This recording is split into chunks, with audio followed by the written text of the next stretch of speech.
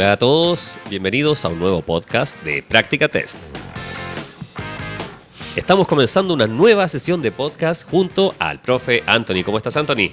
Muy bien, David, muchas gracias. Muy contento de estar aquí de nuevo. Perfecto, muy bien, con harto ánimo para partir una nueva sesión de podcast que vamos a comenzar con una pequeña dosis de tranquilidad. Bien, para comenzar entregaremos esta dosis de tranquilidad a todos quienes preparan su examen teórico de conducción, porque como ya lo sabemos, hay tres cosas muy importantes que tenemos que tener claras. ¿Qué es lo nuevo? ¿Qué es lo que se mantiene? ¿Y qué es aquello que se ajusta? Así que vamos a revisarlo nuevamente. Primer lugar, lo nuevo. Lo nuevo es un nuevo sistema informático para las municipalidades que no afecta mayormente a los usuarios, ¿de acuerdo? Segundo, lo que se ajusta. Se ajusta el libro del nuevo conductor y pasa a llamarse Libro para la Conducción en Chile. Supuestamente se publicará en el mes de agosto, basado en la misma Ley de Tránsito de 1985 y todas las leyes modificatorias y complementarias hasta la fecha. Se incluirá un nuevo tema respecto a electromovilidad y se profundizará más en dos temas que ya tenemos en el libro Nuevo Conductor, que son convivencia vial y sistemas de retención infantil. ¿Qué es lo que se mantiene? Para que todos estén tranquilos, sigue siendo una rendición de una prueba teórica en un computador municipal. Eso es exactamente igual. Son las mismas 35 preguntas, 38 puntos como máximo, 36 puntos para aprobar y tenemos 3 preguntas de doble puntaje que ustedes ya saben de qué son. ¿Cierto, profe Anthony? ¿De qué son estas 3 preguntas de doble puntaje? Tenemos la de velocidad, Ajá. alcohol y drogas y sistema de retención infantil. Se mantiene exactamente igual. Así que eso es lo nuevo, lo que se ajusta y lo que se mantiene. Y ahora vamos a pensar en las preguntas, porque es algo que a todos les llama la atención. ¿Qué ocurrirá con las preguntas? Primero, se ajustará la redacción de las preguntas actuales. Es muy importante destacarlo, buscando una mejora para facilitar su comprensión. Y segundo, más adelante, después del lanzamiento del nuevo libro en agosto, se incluirán algunas preguntas nuevas, principalmente respecto al contenido de electromovilidad y los contenidos profundizados de convivencia vial y sistema de retención infantil que actualmente están en el libro del nuevo conductor. Así que tranquilidad. Ya esto ha sido aclarado por nuestras autoridades y estamos todos mucho más tranquilos, profe. Toda la gente que está pensando en y está preparando su examen, ¿cierto? Que es lo más importante. Así es que vamos al tema del día de hoy, que es conducción eficiente.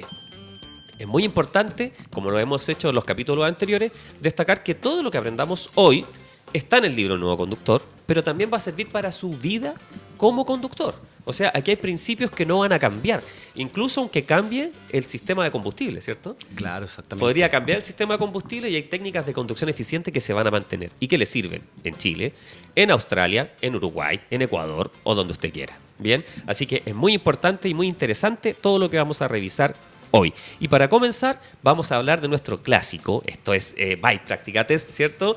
El círculo virtuoso de la convivencia vial. ¿Por qué? Porque tiene 4 elementos que sí son nombrados en el libro Nuevo Conductor, que son educación vial, convivencia vial, conducción segura y conducción eficiente. Y estos 4 elementos se conectan.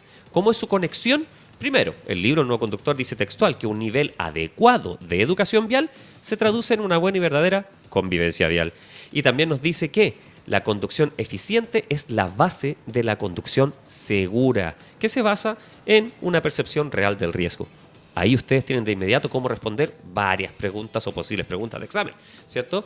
¿Por qué? Porque están en los contenidos del libro Nuevo Conductor. Así que, profe Anthony nos va a ayudar a conocer esta conducción eficiente, ¿ya? Primero, contándonos qué es la conducción eficiente, profe. ¿Qué significa conducir de manera eficiente? Bueno, a mí me gusta el término de actitud. Ya, perfecto. Ya de la actitud que yo tomo frente a la conducción. Ya es una actitud y obviamente conocer las técnicas, saber aplicar las técnicas que configuran ese tipo de conducción. O sea, podríamos decir que la actitud, que como decimos este dicho en Chile, es gratis, ¿ya? Sí, No depende obvio. de nadie, depende solo de mí, ¿cierto? La actitud es la llave, la clave, el password, como cada uno lo quiera llamar, ¿ya? La clave llave que me da el ingreso al mundo de la conducción eficiente. O sea, sin esa actitud tendría problemas en la conducción eficiente, ¿cierto? Tal cual. O sea, si yo no tengo una actitud, Ajá. no tengo la actitud adecuada, va a ser muy difícil Que llevar aplique las a aplicar técnicas. estas técnicas Perfecto. y practicar una conducción eficiente. O sea que no es algo difícil para un conductor inicial. No, no es algo difícil. Ya, O sea, perfecto. si aprende de esta manera, no va a ser para nada difícil, al contrario. Porque uno con qué se queda. Cuando uno está aprendiendo, los conductores que tienes alrededor te llenan de mitos, de ideas, de creencias, ¿ya? Y muchas de ellas son en torno a ¿y cuánto da tu auto por litro? ¿Ya? Cuando se refieren a un vehículo bencinero o si te va a comprar un vehículo. Eres un nuevo conductor y estos conductores experimentados, los que nosotros llamamos tóxicos, ¿cierto?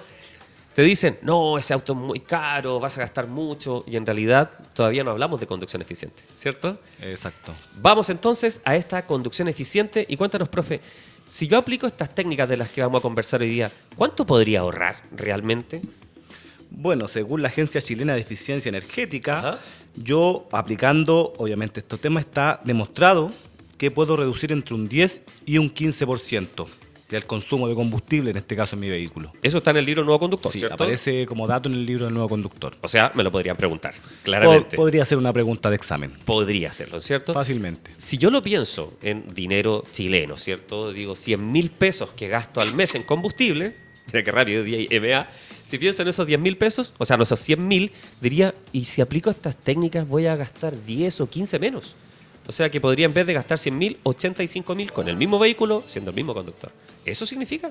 Sí. Literalmente. Sí, sí. Ya, pero eso sí cumplo todas las técnicas, ¿cierto? Claro, ya, sí, cumplo hay que- todas las técnicas, es una obviamente. sumatoria. Y yo creo que, por ejemplo, si tenemos quizá una conducción deficiente, esta conducción agresiva, Ajá. ¿cierto? Que se basa en aceleraciones bruscas, frenadas bruscas, podemos incluso gastar más. Más de lo Claro, o sea, necesario. si nos vamos de extremo a extremo, Más de lo que consume el vehículo según el fabricante. sí, con el por ejemplo. fabricante, sí, claro. Mira, vamos al primer punto, Sí. que tiene que ver con la carga. Yo creo que este es el principio que no cambia en ningún lado del mundo, ¿ya? No. Porque está basado en la ciencia, es algo muy lógico. Y suena muy simple al principio, pero después hay que darle una vuelta para comprender cómo funciona en el vehículo, ¿ya? Nos referimos a esto que aparece en el libro que dice que mientras más carga haya en el vehículo, este tendrá que hacer más fuerza para desplazarse. Y siempre usamos el ejemplo de subir una montaña, uno solo, y luego subirla con mochila, la misma montaña. ¿Qué ocurriría? Obviamente, cuando suba con mochila voy a hacer más fuerza, voy a gastar más energía, voy a consumir más calorías tal vez, ¿cierto? ¿Qué pasa en el vehículo, profe, de cuando yo voy sin carga a cuando voy con carga o con mucha carga? ¿Cuál es la diferencia? ¿Qué le pasa al vehículo? Que no se Bueno, queja como nosotros, claro. ¿cierto? Es la diferencia. Bueno, el motor tiene que exigirse más, obviamente, para mover más Ya. carga, mayor masa, más resistencia, obviamente, al rodaje, más va a costar mucho más poner esta carga que está... se me va esa palabra. Claro, el Esta motor, carga que el está- motor tiene que hacer más fuerza porque el Obvio. vehículo está más pesado. Sí, está más ¿cierto? pesado. Entonces, esto va a estar estático, una carga estática. Para ponerle en movimiento, va a tener que hacer más fuerza, ¿cierto? Que es para algo que tal romper la vez- inercia, para romper la inercia de la masa, necesita más fuerza. Para mantener, obviamente, el rodaje, la masa va a generar más resistencia al rodaje. Entonces, Perfecto. para mantener una velocidad constante también, no solamente para moverlo, para romper la inercia, sino que para mantener una velocidad constante, va a necesitar inyectar más combustible, se va a exigir más el motor. Tal vez es algo que estudian mucho las personas que tienen licencias profesionales, porque Sí. transporten pasajeros o carga, están más preocupados de ello. Pero a lo mejor en clase B no le damos la importancia. Porque Claro, decimos, exactamente. si subo 3 personas y voy a la playa, no creo que el vehículo le cueste tanto más desplazarse. Y efectivamente no se queja el vehículo, Sí, exacto. pero sí va a consumir más combustible. Eso es indiscutible, ¿cierto? O sea, yo lo veo así. Por ejemplo, si yo voy a subir una cuesta, en la subida voy a gastar más combustible, ¿cierto? Ya, porque Pero hace lo más voy a fuerza. ahorrar en la bajada. Ah, perfecto. Ya, Ya en la bajada Muy lo voy a bien. ahorrar y siempre yo digo que si vamos a subir un cerro, por ejemplo, una cuesta en segunda, bajémoslo en segunda. Ya, Si lo voy a subir en perfecto. tercera, lo bajo en tercera también. Mira, eso nunca lo habíamos contado de esa manera. Cuéntanos, profe, ahora respecto a ese es un principio. Y ahora nos vamos a aprender la primera técnica, que aunque no lo crean, y sobre todo los conductores iniciales, es muy simple y de verdad es efectiva, que se llama planifique todos sus viajes. Esa es la técnica. ¿En qué consiste, profe? ¿Y cómo nos puede ayudar? Bueno, sabemos que la ruta menos congestionada, ¿cierto?, nos permitirán ahorrar combustible. Ya, A perfecto. mayor frenada y aceleraciones constantes, obviamente también gastamos menos. Ajá. Entonces, planificar nuestra ruta nos va a servir de harto. Y ahora tenemos tantas herramientas para planificar nuestra ruta. Claro que obviamente siempre planificarla significa que hacerlo antes, no en movimiento. Yo creo que por ahí va la clave. Ya, Por ahí va yo un poco la tengo clave. que- la palabra lo dice, planificar, de plan, de hacerlo antes, ¿cierto? Yo planifico mi viaje, ocupo mi celular, el GPS, el vehículo, como quiera, pero antes de ponerme en marcha. Mira qué interesante, porque con toda esta herramienta, ese famoso acrónimo GPS, el Global Sí. Position System, ya estos sistemas de posicionamiento global nos ayudan no solo con la mejor ruta, ¿cierto? Porque antiguamente uno decía, ¿qué es GPS? Con eso yo puedo calcular una línea recta aquí a mi casa, pero Claro. ¿qué importa si no puedo cruzar por ahí en vehículo? ¿Cierto? Ahora también incluyen simbología respecto a las vías más congestionadas. Entonces yo tengo que analizar de manera criteriosa las opciones que tengo. Pero la clave está en lo que tú dices, creo yo, con anticipación. Con Ahí anticipación. la clave de la palabra plan, ¿cierto? Claro. Pensarlo antes. Entonces, pensar antes mi viaje va a permitir que yo pueda hacerlo de manera más óptima, eligiendo la mejor ruta, ¿cierto? Exacto. Aunque sea que siempre voy al trabajo por la misma ruta. Podría ser que trate de variarla, ¿cierto? Algo cotidiano. Claro. Entonces, consejo, recuerden, planificar todos sus viajes. Vamos al siguiente. La siguiente técnica, ¿ya? Tiene relación con la aerodinámica del vehículo. Ya, o sea, nosotros compramos un vehículo, digámoslo así, viene de fábrica, pero con el tiempo muchos le agregamos accesorios. Ponemos, no sé, barras de techo, algunos decidimos ponerle parrillas, otros porta equipajes, distintas cosas, ¿cierto? Que involucran peso, pero también afectan la aerodinámica. ¿Cómo influye la aerodinámica en el consumo de combustible, profe? Cuéntenos. Bueno, si se tiene un portaequipaje, por ejemplo, arriba, vamos a afectar la aerodinámica ¿Ya? directamente. ¿Por qué razón? Porque todo esto va a crear más resistencia al viento. Tú sabes que nosotros Ya. vamos al movimiento, entre más, obviamente nosotros, se afecta la aerodinámica en el vehículo, vamos a tener más resistencia al viento, por algo me va a frenar el auto también. Mira, el ejemplo que imagino, si voy en bicicleta y me pongo algo en la espalda con un disfraz con alas, no sé, cualquier cosa que ponga, y extiendo mi brazo, claramente, si es que sabes manejar sin mano, ¿cierto? Si no te caes, va a generar mayor resistencia y yo obviamente voy a disminuir mi velocidad o tendría que hacer más fuerza, ¿cierto? Tal cual. Entonces ponerle algo me imagino, sombrero, ponerle un portaequipaje techo a un auto es como ponerle un sombrero, ¿cierto? Va a haber Sí. mayor resistencia, lo cual a baja velocidad tal vez no se nota tanto. No. Pero si yo voy a poner un portaequipaje es porque quiero viajar. Y si estoy un tiempo dentro de una autopista, ¿cuánto es lo que yo podría gastar en exceso al ir con este portaequipaje por haber modificado la aerodinámica del vehículo, ¿cierto? Claro, no sé, se dice en el libro del nuevo conductor que, por ejemplo, un bulto grande, un portaequipaje en el vehículo, Sí, sí. en el techo del vehículo, puede incluso incrementar por sobre un 20% el consumo. Mira, O sea, un un 20%. O sea, 20%, es bastante. si nos vamos al inicio, y aquí tienen dos 20% que sirven para el examen teórico de conducción. Todo esto está en el libro Nuevo Conductor. Si yo gasto 100.000 y practico conducción eficiente, podría gastar 80, 85.000, ¿cierto? Sí. 90, 85, porque es un 10 o un 15. Pero si yo no practico esa conducción eficiente, gasto los 100 y además pongo un portaequipaje, gastaría 120. 120. O sea, es mucha la variación. Claro, y esto es bueno saberlo porque hay gente que muchas veces ocupa el portaequipaje, después ya no lo está ocupando, ¿cierto? O sea, Lo deja- voy a la playa, llego, deja saco ahí. los bolsos y mañana voy a trabajar con el portaequipaje puesto. Y lo deja ahí porque es bonito quizás. O porque es incómodo por estética, sacarlo, Claro, también. no tengo o dónde porque- guardarlo. O porque le gusta cómo se ve el auto con el portaequipaje, ¿cierto? Y está gastando más. Y está gastando más Mira. muchas veces sin saberlo, o sea, no lo piensan así.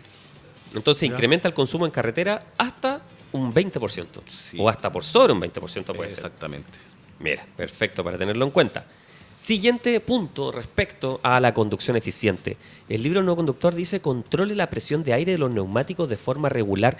¿Puede afectar el aire de los neumáticos cuando no está en la presión adecuada en el consumo de combustible Sí, directamente? Sí, claro. ¿Por qué, profe? Cuéntenos. Porque si por ejemplo si tenemos una reducción de varios no PSI, sé, ¿cierto? varios PSI, ¿cierto? Que esa es una sigla en inglés, Ajá.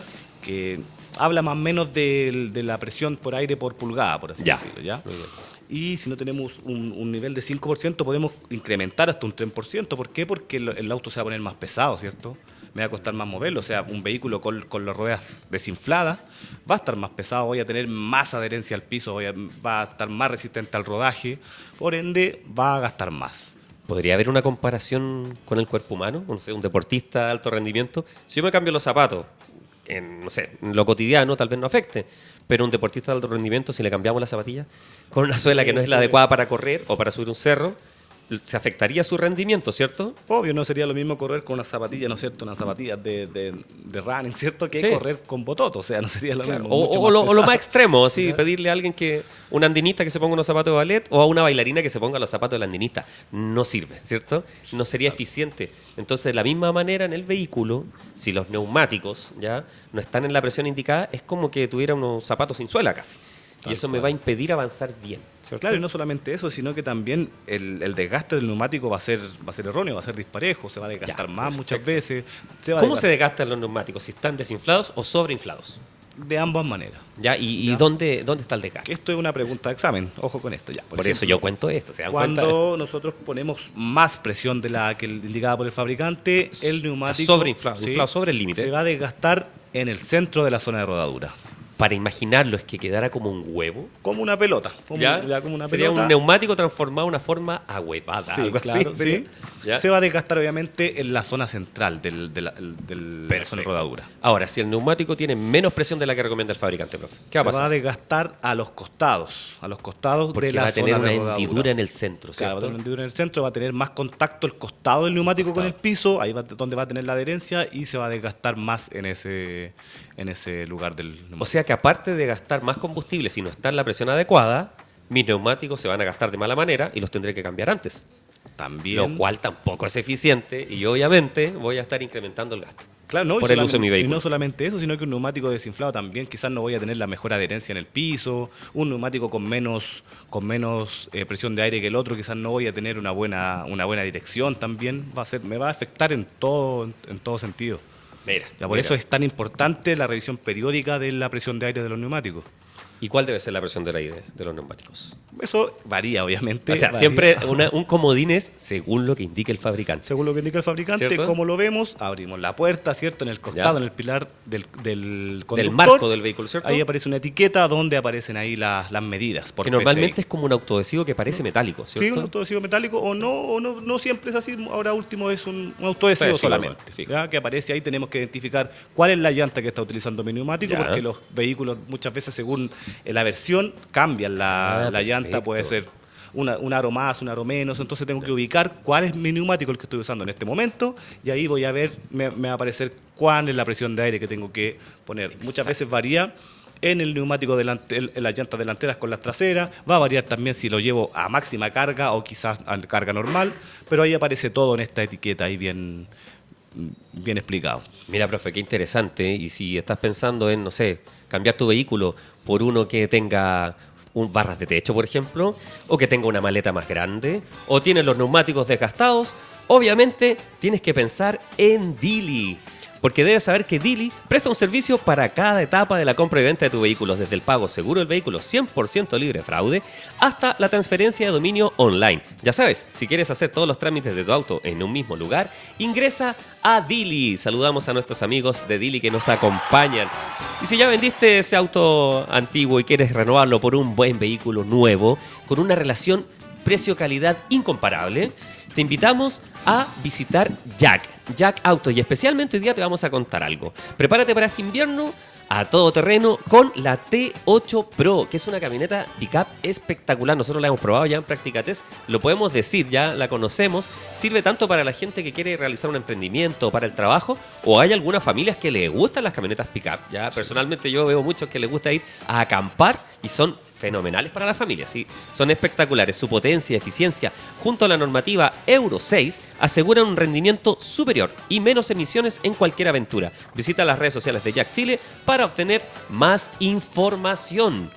Y si ya fuiste a los chicos de Dili, lograste vender tu auto, te compraste un Jack espectacular, esa T8 Pro, y la quieres equipar, obviamente puedes ir a Autoplanet. Todo lo que necesitas para tu auto se encuentra en 65 tiendas en todo Chile y en autoplanet.cl. Además, búscanos en los beneficios de clientes Autoplanet. Ahí estamos como practicatest.cl y obtén tu código de descuento para adquirir nuestros planes de estudio y puedas preparar tu examen teórico de conducción lleno de certezas de las cosas que te sirven tanto para el examen como para tu conducción futura. Así es que te esperamos.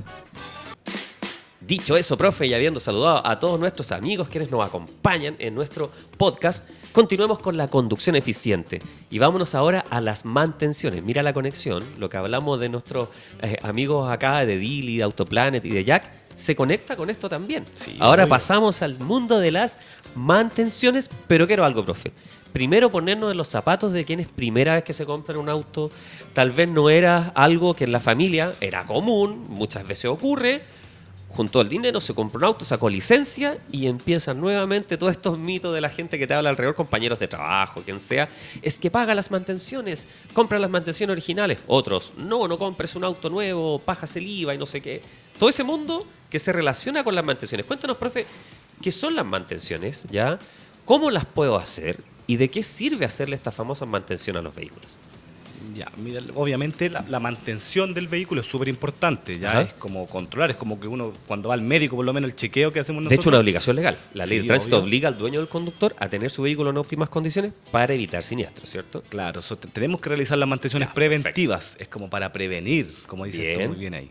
¿Cierto? Entonces hay que realizar las mantenciones, nuestra Ajá. responsabilidad. Recordemos que el 92% de los accidentes son por falla humana. Dentro 90. está- 90. 90, ¿cierto? 90%. 90, ya. 92 es otro. 92 son la cantidad de conductores varones que fallecen en Ya, siniestros de el tránsito. 90 entonces, el 90% de los siniestros son por falla humana. Dentro de esto está no realizar una mantención correspondiente. O sea, si yo Mira. no me preocupo de los frenos de mi vehículo, ¿cierto? Fue por falla humana. Es por falla humana. Exacto.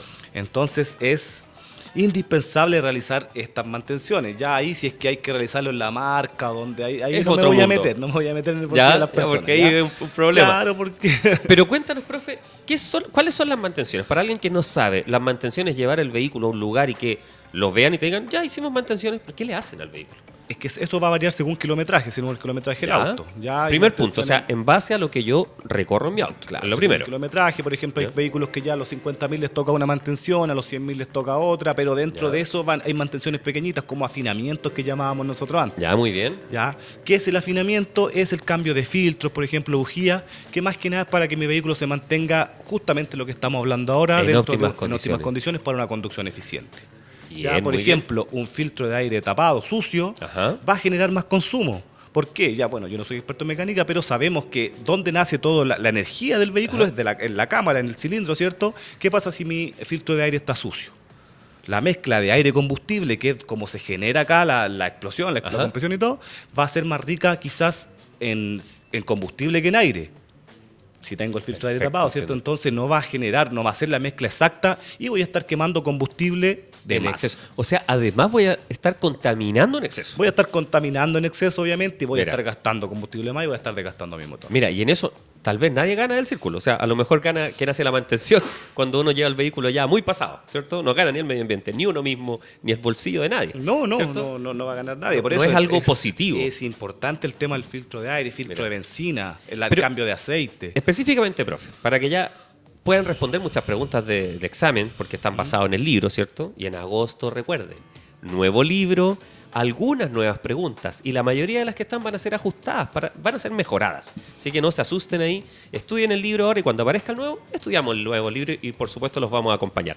Profe, cuéntanos respecto a un filtro de combustible, que es el que nos está explicando. ¿Cuánto puede incrementar el consumo? Bueno, según el libro, el nuevo conductor dice que un filtro sucio puede llegar a perjudicar en un 1.5 el rendimiento del vehículo. Un filtro sucio, el de aire. El de aire, sí. Ya, y el de combustible Y también, que son dos filtros también distintos. dice que es un 0.5. Yo creo que se queda corto ahí. Ya, con el podría filtro de ser aire. más. Sí, se nota mucho cuando Pero si tiene me lo ese- preguntan en el examen, 5% el filtro de combustible, 1,5 el filtro de aire. Claro. ¿Cierto? Para tenerlo como dato del libro. Como dato en base del a eso libro. respondemos el examen, ¿cierto? Claro, tal cual. Eso es lo que enseñamos nosotros también, para que nadie se pierda. Y ahora, profe, cuéntanos qué pasa con el cambio de aceite, que es como el corazón de estas mantenciones. Todos dicen, tengo que hacer una mantención, cambio de aceite, y ahí cambio el filtro de aceite, etcétera. Claro, es que esa es la mantención más recurrente. Y Ya, la es mantención la más seguida. común y recurrente, y también una de las más graves si no la realizo, ¿cierto? Claro, Porque puede provocar los daños más graves al vehículo. Porque el cambio de aceite es el cambio del lubricante del motor. Mira. Ya el que lubrica ahí las piezas móviles, tú sabes que el motor es un conjunto de piezas Ajá. fijas y móviles. Ya. Obviamente ahí las piezas que se están moviendo a muchas revoluciones por minuto, ¿cierto? Tienen fricción, tienen roce.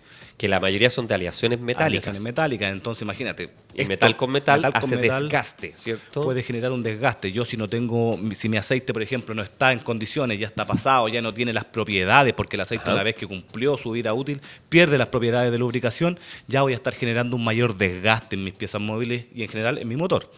Como por ejemplo ocurre con las bicicletas, algo más común para todos, ¿cierto? Sí. Y antiguamente, ahora no, pero muy antiguo, o en el mundo industrial, con las máquinas de coser. ¿Ya? Claro. O sea, donde las dos cosas tienen relación con el aceite, ¿cierto? Sí, sí. Ya, entonces, es para minimizar el roce entre las piezas móviles y la fricción. Perfecto. Pero ¿cada cuánto debo cambiar el aceite? Eso también es base Ya. según lo que dice el fabricante. ¿Ya? Bien, Obviamente el o sea- fabricante a ti te va a recomendar un lubricante, ¿cierto? De Ajá. una medida, de una viscosidad. Ujú.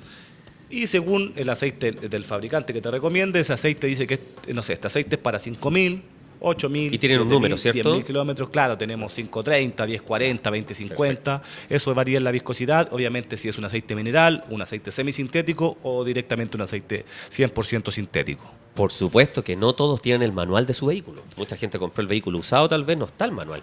Pero los invitamos a todos a revisar en internet, ¿ya? Sí. A buscar el manual, tratar de informarse antes de ir a la tienda a comprar el aceite o a cambiarlo. Para tener algo de referencia previa, ¿cierto? Muchas veces levantando el capot del vehículo aparece también. Aparece también, el aceite. Levantamos el capot, buscamos otra etiqueta nuevamente. al levantar Igual el que capot, la del y aparece el aire la neumático. viscosidad del aceite que tenemos que utilizar. Aparece muchas Perfecto. veces la que recomienda el fabricante y la viscosidad. Que para algunos vehículos alcanza con lo que venden, con los 5 litros, ¿cierto? Y Claro. sobra, y Según para otros la falta. cilindrada y el tamaño del motor. Por ejemplo, Ya. yo he tenido vehículos que son 1.6 que hacen 4 litros, 3 litros y medio y otros que son 1.6 que hacen 5 litros. Entonces Mira. también depende un poco, no solamente de la cilindrada exacta. Vamos a la siguiente, profe, que tiene mucha relación con las generaciones, ¿cierto? Antiguamente, tal vez nuestros abuelos, para encender el vehículo, aceleraban un poco. Lo Claro. encendían y aceleraban, ¿cierto? Siempre se habla de esto, caliente el auto antes de salir, lo típico que se decía antes. ¿Qué ocurre con esto de encender el motor sin pisar el acelerador para una conducción eficiente?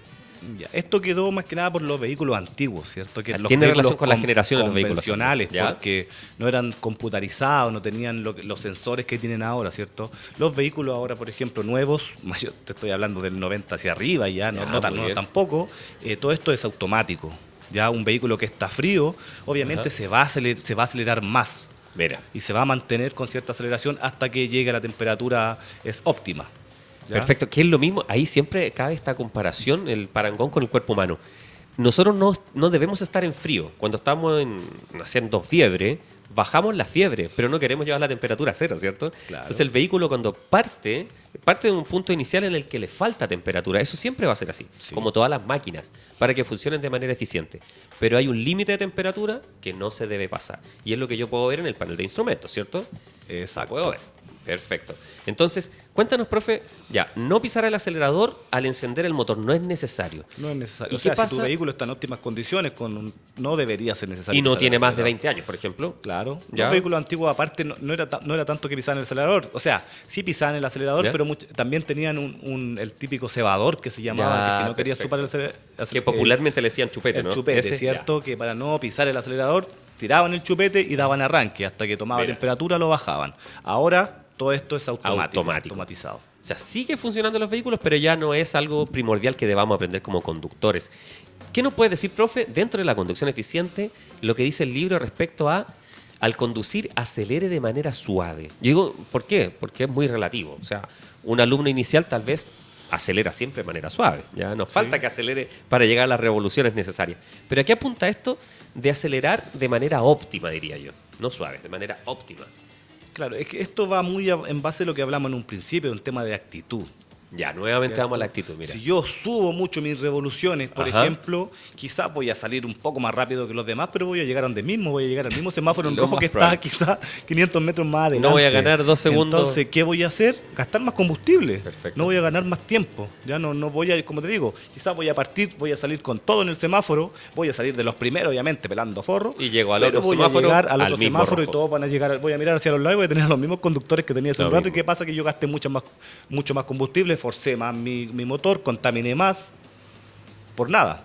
¿ya? Bien. Entonces, y obviamente voy a tener una conducción mucho más agresiva, menos confort para los pasajeros si es que voy con gente. Bien. Entonces es completamente innecesario. Lo único que voy a conseguir es gastar más combustible. Y además practicar una conducción insegura. También, porque ir acelerando al máximo de semáforo a semáforo aumenta las probabilidades de tener siniestros, aumenta las probabilidades de muerte de un peatón atropellado, ¿ya? Sí. Cuando los peatones realizan dos de sus acciones más comunes, que son las que provocan siniestro de tránsito, que son descender a la calzada sorpresivamente y cruzar el lugar no habilitado. Entonces, entre semáforo y semáforo, si se cruzan peatones y yo soy del que va más rápido, soy el que pone más en riesgo la vida del peatón y también de yo entrar en un siniestro con resultado a veces fatal, ¿cierto? Claro, ¿y qué pasa? Que yo voy a acelerar más, obviamente voy a generar más velocidad en este corto lapso, Ajá. en este corto distancia, voy a tener que usar más freno también. Además, si Además, voy a gastar las pastillas, voy a gastar las el pastillas, mismo los tema. neumáticos, todo se me va a desgastar más, o sea, De por manera ningún lado innecesaria. gano. Mira qué bien. Vamos entonces ahora a hablar sobre conduzca siempre a velocidad óptima. Hablamos del acelerador y ahora hablamos de la velocidad. No es exactamente lo mismo, ¿cierto? No. Ya, ¿qué pasa con la velocidad óptima? ¿Cuál es la velocidad óptima de mi vehículo? ¿Cómo Bueno, lo puedo saber? La velocidad óptima es cuando yo llevo, por ejemplo, las revoluciones en el nivel óptimo, en el nivel de eficiencia. Ya, perfecto. Eso está Por marcado, ejemplo, ¿no? Eso no siempre. Ya, por ejemplo, en vehículos de carga está más marcado, que Ya. aparece como una zona verde. Verde. Yo he visto vehículos que lo tienen, autos. ¿Ya? ¿Sí? Si tienen, no todos los vehículos, pero hay una zona verde, que es como entre 1500 a 1800 ¿Y revoluciones. una zona 2000. roja después? Una- ¿Como arriba de más adelante 3000? Está la Si zona sale- roja, que es donde ya hay otra zona después de la verde, que es la amarilla, que es como donde yo gasto intermedia, más, mira. pero ya más adelante la roja es como la zona peligrosa. Ya cuando el vehículo está girando mucho, puedo tener algún problema, pueden topar válvulas y O sea, otro es tipo. hasta peligroso. Aparte Sí, de poco obvio. eficiente, es peligroso. Claro, entonces yo debería llevar las revoluciones en la zona de eficiencia, por ende tengo que revisar en qué velocidad mi vehículo está en esa zona. Por ejemplo, si mi vehículo no sé, para yo llegar a 120 kilómetros por hora, En una tengo que autopista. llegar a 2500 revoluciones, estoy muy rápido. Estoy gastando más de lo que mi Perfecto. vehículo, no es la velocidad adecuada para mi auto. Y que ocurre mucho con esto, porque esto es una relación entre peso, ¿cierto? Del Sí. vehículo, la carrocería, etcétera, etcétera, y fuerza. Peso, fuerza, que dan capacidad, y de esta manera yo puedo tomar la opción de ir a distintas velocidades. Entonces, hay unos vehículos que se llaman City Car. Claro, los Funcionan espectacular en la ciudad, ¿cierto? O sea, Sí. se pueden estacionar en cualquier lado. Tienen hasta más giro, profe, en las ruedas para poder estacionarse. Son, de verdad, muy, muy cómodos en la ciudad, ¿cierto? Me estaciono bien, entro en muchas partes, perfecto. Los estacionamientos subterráneos no tengo tantos problemas. A diferencia de un vehículo grande, ¿ya? Entonces, estoy muy bien con eso. Pero si mi vehículo es City Car y es motor 1.0, tal vez la autopista, mi velocidad óptima no sea 120. No. Aunque llegue a los 120, Claro, no. pero el vehículo ya esté casi tiritando. Hay muchos City Car que su velocidad óptima es cercano a los 90. Como tú bien dices, que Tal está, cual. no sé, en 2000 algo revolución y va muy bien. Para llegar a 120 tendría que estar en 3000. Estoy gastando más combustible y es más peligroso porque es un vehículo liviano, ¿cierto? Estoy forzando demasiado el vehículo en este caso. Y bueno, los City Car, por algo, su nombre es es cosa de mirar el modelo. Exacto. No son tan aerodinámicos, no son para No altas son tan velocidades. aerodinámicos. Ya hay, como tú dices, el motor pequeño, muchas veces tricilíndricos, no tienen la fuerza como para ir a esa velocidad. Claro, Exacto. El otro extremo, un vehículo grande, digamos un vehículo robusto, que puede ser 2.0, de ahí hacia arriba incluso, ya por más que sea petrolero, un vehículo con un motor gigante.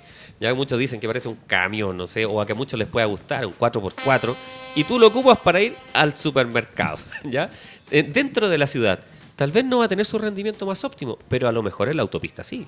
Puede ser, A sí, diferencia del obvio. City Car, ¿cierto? Claro, a lo mejor ese vehículo va a andar a 120 kilómetros por hora, que es el máximo acá que podemos Sí, y andar. algunos tienen hasta sexta, ¿ya? Sí. O sea, podría ir en quinta 120 sin estar forzado. Sin estar forzado exactamente, y ahí quizás va a ser el máximo rendimiento, aunque es muy difícil que un vehículo de esas características sea económico. Claro, Ya, claro. es Hay que difícil. tenerlo Hay que clarísimo. tenerlo claro que un vehículo así de grande, estas camionetotas gigantes, es muy difícil que sea económico. O sea, si te vas a comprar una camioneta así, no pienses en economía. No hay que pensar Ya. en economía y además, qué bueno lo que dice el profe, porque siempre hay que tener claro para qué voy a usar el vehículo. Sí. Uno muchas veces, digámoslo de manera general, las personas podemos pensar en el vehículo que me gusta, ¿ya? Estéticamente, y el que puedo comprar. Y hago un equilibrio y me compro finalmente el vehículo que me gusta, el color que me gusta, respecto a lo que pueda pagar. Tal vez me lo compro usado o compro la versión inicial, etcétera, ¿cierto? Pero uno debe pensar también para qué lo voy a usar, ¿cierto? Claro, Y ahí es de obvio. donde viene el tema. City Car lo puedo usar para ir a trabajar, tal vez todos vehículos más grandes me puede servir también para trabajar o para salir con la familia. Y todo eso va a conllevar un gasto de combustible, sí o sí, ¿cierto? Que hay que tener claro. Y ahí estaba entonces, profe, la velocidad y también evitar exigir el motor, ya que sería llevar el motor mucho más allá de lo que puede dar, ¿cierto? Claro, ¿cómo nosotros podemos evitar exigir el motor? Con la caja de cambio, pasando las Mira, marchas de manera adecuada. De manera adecuada, en las revoluciones correspondientes, ¿cierto? Y O ahí sea que hay que conocer bien su vehículo. hay que conocer bien el vehículo, exactamente. Mira, que es como conocer bien a la pareja, saber hasta dónde llegan sus revoluciones, no exigir ni pasarse con las revoluciones. Claro, también. ¿Cierto? Entonces, profe, lo mismo y mira la palabra que apareció, prudencia. Va por ahí el ejemplo. ¿Qué es una distancia prudente, profe? ¿Cómo yo podría Una decir distancia prudente? al conducir. ¿Y qué tiene que ver con la eficiencia? Yo lo podría relacionar con la seguridad, ¿cierto? Para poder frenar. Claro, una distancia prudente es la que a mí me permite frenar, obviamente, de manera suave. Que no tenga que Ya. estar realizando frenadas de emergencia en cada momento que el vehículo que va adelante frene. O sea, Dependería de las decisiones del conductor que va delante mío. esa es una distancia prudente que a mí me permita, obviamente, reaccionar de manera holgada, por así decirlo. Muchas veces quizás con solamente dejar de acelerar, yo bajo la velocidad y llevo siempre una distancia con el vehículo que está adelante. Sí, el libro, no en el capítulo de conducción eficiente, pero habla de distancias. Habla de una distancia en tiempo, ¿cierto? La técnica de los 3 segundos. Claro, Que incluso se puede preguntar, ¿ya esa técnica será eficiente? Sí, ¿Sí? ¿Esa es una buena referencia? Es una buena referencia. Ya, entonces, si yo voy muy cerca al otro vehículo, en este cálculo de mirando un punto de referencia a un segundo, por ejemplo, no va a ser eficiente porque voy a depender de las decisiones del otro, ¿cierto? Exacto. Que va a ir frenando y acelerando constantemente. Y va a generar que yo consuma más combustible aún. ¿Qué es evitar las frenadas de último minuto? Es muy parecido, Sí. pero no lo pensemos con un vehículo adelante, tal vez con semáforo. Exacto, o sea, siempre prevenir, ¿no es cierto? Prevenir la frenada. O sea, yo me voy acercando a un semáforo, siempre le quito el pie del acelerador por si Y acaso. eso es programar el frenado. Programar ¿cierto? el frenado, Ya, claro, Lo contrario de exactamente. evitar la frenada de último minuto, yo le llamaría programación del frenado. Que lo ¿cierto? enseñamos mucho nosotros en clases prácticas, programar Mira. el frenado, anteponerse, ir dejando de acelerar antes. Yo siempre digo que mi primer freno es quitar el pie del acelerador. Mira. Ese es mi primer freno. Quito el pie del acelerador, quizás antes de llegar al semáforo, en caso de que tengo que detenerme, ya voy disminuyendo la velocidad. Y bueno, también esto de programar el frenado tiene relación con estar atento a las condiciones que rodean al conductor. Las condiciones pueden ser variables, pero hay conducciones, o sea, hay circunstancias fijas. Yo sé que hay un semáforo más adelante, ¿cierto? O una señal pare, por ejemplo, yo no saco nada con llegar acelerando hasta la misma señal pare y cambiar el pie desde el acelerador al freno de inmediato. Mira. A eso se refiere, o sea, yo tengo que dejar de acelerar, dejar correr el vehículo, ¿cierto? Enganchado, y ahí yo, por ejemplo, quito el pie del acelerador con Y el vehículo no se apaga, lo primero que hay que decir, ¿o no? No se El apaga. mito, muchos de los conductores iniciales, obviamente, en vehículo mecánico, entre acelerador, embrague y freno, ¿ya? Se les detiene el vehículo. Sí. Entonces después aprenden a utilizar el embrague como un seguro. Un seguro de que no se me apague. No es que esté utilizado de manera correcta desde el punto de vista mecánico, ¿cierto? Pero muchos al inicio dejamos tal vez el pie pegado en el embrague a cada rato para evitar que se apague. Claro. Y el cerebro, ¿qué entiende? Ah, este es el pedal de que no se me apague el auto, ¿cierto? Entonces, si yo voy con el pie en el acelerador, me acerco a una intersección y saco el pie del acelerador sin poner ningún pie, ni en el embrague ni en el freno, ¿se apaga el auto, profe? No. O sea, se va a apagar en algún momento. Cuando tú Ya. bajes suficientemente la velocidad y bajes las 1000 revoluciones, ya llegue a Ya. ralentir, ahí bajando eso se apaga el motor. Pero para perfecto. eso tú tienes que llegar a la esquina, va a pasar Ya. varios metros, ¿cierto? Yo dejo de acelerar primero, aprovecho esta inercia, este rodaje que lleva el vehículo, enganchado, por así Muy decirlo. bien. Entonces el mismo movimiento de las ruedas que van girando me van a hacer girar el motor. Perfecto. Y voy a evitar, yo al quitar el pie del acelerador, ya el vehículo de inyección electrónica ya no va a estar inyectando combustible. Mira qué interesante. Profe, aparte de esto del frenado, programarlo, que el primer freno sea el acelerador, ¿cierto? Buen dicho, porque yo al sacar el pie estoy desacelerando el vehículo, etcétera. ¿Qué ocurre con las ventanas? Tal vez esto es algo que les va a quedar a todos, porque es una medida que uno puede tomar, una técnica que finalmente no es difícil y sí impacta en el consumo de combustible, cualquiera no lo creería. ¿Cómo impacta el tema de las ventanas? Tener las ventanas abiertas, no tenerlas abiertas. Mi vehículo, ¿ocupo o no ocupo el aire acondicionado en la autopista? Cuéntanos, profe, ¿qué pasa con eso? Claro, o sea, conducir con las ventanas abiertas puede afectar Ya. también la eficiencia porque debido a la resistencia, ¿cierto?, al aire, a la aerodinámica adicional que se crea, va a aumentar más. O sea, pero esto es a partir de cierta velocidad, dice también el libro del nuevo conductor. ¿Qué es el famoso efecto paracaídas? El efecto paracaídas. Dice que después de 60 kilómetros por hora sería mucho más eficiente cerrar las ventanas para evitar este efecto paracaídas, esta resistencia que se va a crear en el aire, ¿cierto? Con el aire dentro, estas turbulencias que se van a crear dentro del habitáculo, deberíamos cerrar las ventanas a partir de 60 kilómetros por hora y ahí podríamos utilizar los sistemas de ventilación. Como es 60, yo podría pensar que en zona urbana, cuando lo requiera así el tema climático, ¿cierto? Y sea un momento seguro también, yo podría controlar el calor en mi vehículo o la temperatura con las ventanas, Sí. ¿cierto? Estando en zona urbana, como es de 60 hacia arriba, y en autopista ya debería pensar en el uso de algún sistema como el aire acondicionado, ¿cierto? Claro. No debería creer que en autopista, aunque vaya a menos de 100, podría controlar la temperatura con los vidrios, ¿cierto? Bajando las ventanas. Exacto. Porque sí o sí voy a gastar más combustible. ¿Ya? Claro, exactamente. Mira qué interesante. Aparte de eso, profe, del tema de las ventanas, cuéntanos del aire acondicionado. Ya sabemos que es óptimo después de los 60 kilómetros por hora, en relación a abrir o no las ventanas. Claro, o sea, sabemos que el uso de aire acondicionado es positivo, es algo ventajoso en verano, ¿cierto? Que Ya. nos favorece bastante porque Pero los gasta climas más acá- combustible, ¿no? Sí, gasta más combustible. Tenemos que pensar que el aire acondicionado es un motor, el motor del aire es un motor extra que se agrega al Otro momento motor. de, Ya. de encenderlo. Ya, Es como ahí que se yo prendiera acciona, un aire acondicionado como los equipos que están en la oficina o en la casa. tal cual. Es como que Gasta- llevara uno de esos adaptado a los autos. Sí, algo así. Y que esos consumen harto. O Consumen sea, bastante. Entonces, sí va a consumir más combustible, ¿cierto? Dicen que por lo menos a mayor velocidad, como lo hablábamos un rato, Ajá. se compensa esto y gastan menos, pero siempre en los niveles adecuados. Tampoco es necesario poner el aire acondicionado al máximo. al máximo, ya. Ya. Entonces dicen que aumenta hasta un 20% en condiciones extremas. O sea, si yo lo uso al máximo el aire acondicionado, hasta un 20% puedo gastar más de combustible. Mira. Ya, eso aparte tampoco es lo más aconsejable. Tenemos que tener en cuenta que una temperatura óptima para dentro del vehículo, dentro del habitáculo, son 23, 24 grados. Ya. Ya, esto pasa también con la gente que abusa Muy de la similar a las calefacción. clínicas y a las piscinas. Mira qué interesante. Claro, mucha gente que abusa de la calefacción. O sea, un vehículo cuando nosotros damos mucho la calefacción puede favorecer también el sueño.